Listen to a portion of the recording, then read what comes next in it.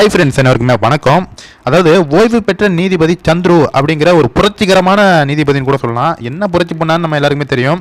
முக்கியமாக இவர் பார்த்தீங்கன்னா ஹிந்துக்களுடைய பாரம்பரிய சம்பிரதாயத்தை, ஹிந்து நம்பிக்கைகளை, கடவுள் நம்பிக்கைகளை சிதைக்கும் விதமாக தற்போது ஓய்வு பெற்ற நீதிபதி சந்துரு அவர்கள் முதல்வருக்கு கோரிக்கைகள் வச்சிருக்காரு. அதாவது பள்ளிகளுக்கு வரும் மாணவர்கள் கையில் சாமி கயிறு, வண்ண கயிறு, எந்த கயிறுமே கையில் கட்டக்கூடாதான். அப்புறம் நெத்தியில் குங்குமம், விபூதி, நெற்றி திலகங்கள் இடக்கூடாதான்.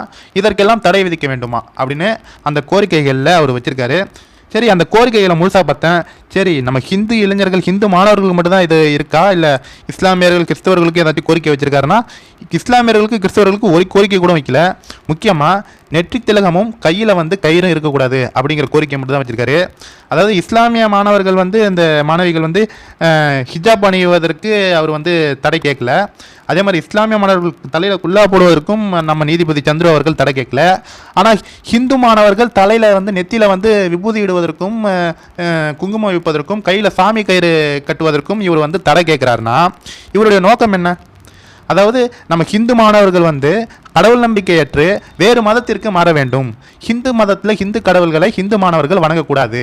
அவங்களுடைய நம்பிக்கைகளை சிதைக்க வேண்டும். அவங்களுடைய கடவுள் நம்பிக்கைகளை உடைக்க வேண்டும். அப்படி கடவுள் நம்பிக்கைகளை உடைச்சாதான் அவன் மனம் உடைவான். மனம் உடைஞ்சாதான் சரி, இந்த கடவுள் நம்மளுக்கு ஒன்றுமே பண்ண மாட்டாங்க, நம்ம வேற மதத்துக்கு மாறிடுவோம் அப்படின்னு முக்கியமாக ஹிந்து கடவுள்கள் மேலே நம்பிக்கையற்று மாணவர்களுக்கு இளம் வயதிலேயே கடவுள் நம்பிக்கையற்று அவனை சமூகத்தில் ஒரு கடவுள் நம்பிக்கையற்றவனாக, இந்த கடவுள் தான் வேஸ்ட்டுப்பா அப்படின்னு அவர் வேற ஒரு மதத்திற்கு மாற்றும் நோக்கத்திற்காக இந்த மாதிரி திட்டங்களை எல்லாம் செயல்படுத்த வேண்டும், இவங்களை இதையெல்லாம் தடை விதிக்க வேண்டும் அப்படின்னு சந்துரு அவர்கள் வைக்கிறாரோ அப்படின்னு நம்மளுக்கு ஒரு கேள்வி ஏற்படுது.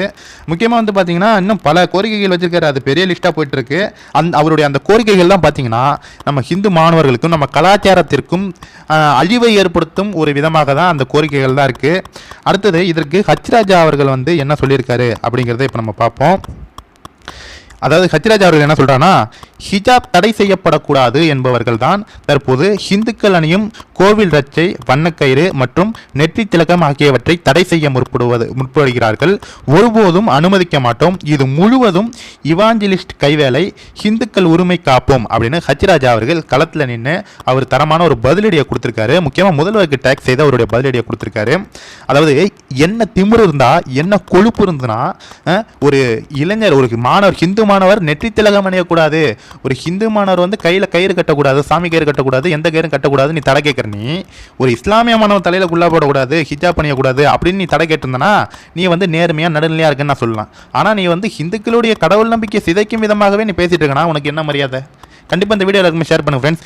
ஒவ்வொரு ஹிந்து மாணவனும், ஹிந்து இளைஞர்களும், ஹிந்து குடும்பத்தினரும் தயவு செய்து விழிப்புணர்வோடு இருங்க. இந்த மாதிரி குரூப் எல்லாம் நம்மளுடைய கடவுள் நம்பிக்கைகளை சிதைத்து நம்மளை மதமாற்றும் வேலைகளில் இவங்கெல்லாம் இறங்கிட்டு இருக்காங்க. நம்ம எல்லாமே சரிசமம் தானே அப்படின்ட்டு நெத்தியில் விபூதி வைக்காதப்பா, கையில் கயிறு கட்டாதப்பா அப்படின்னு ஒரு தவறான ஒரு முடிவை பெற்றோர்கள் தயவு செஞ்சு எடுக்கக்கூடாது. அதற்காக தான் இந்த வீடியோ, இது ஒரு விழிப்புணர்வு வீடியோ மாதிரி நம்மளுடைய கடவுள் நம்பிக்கைகளை சிதைத்து நம்மளுடைய வருங்கால தலைமுறைகளை மாற்று மதம், அதாவது வேறு மதத்திற்கு மாற்றும் வேலைகளில் தான் இந்த குரூப்லாம் இறங்கியிருக்கு. தயவு செஞ்சு விழிப்புணர்வோடு இருங்க. இந்த வீடியோவில் ஷேர் பண்ணுங்கள். Thank you friends.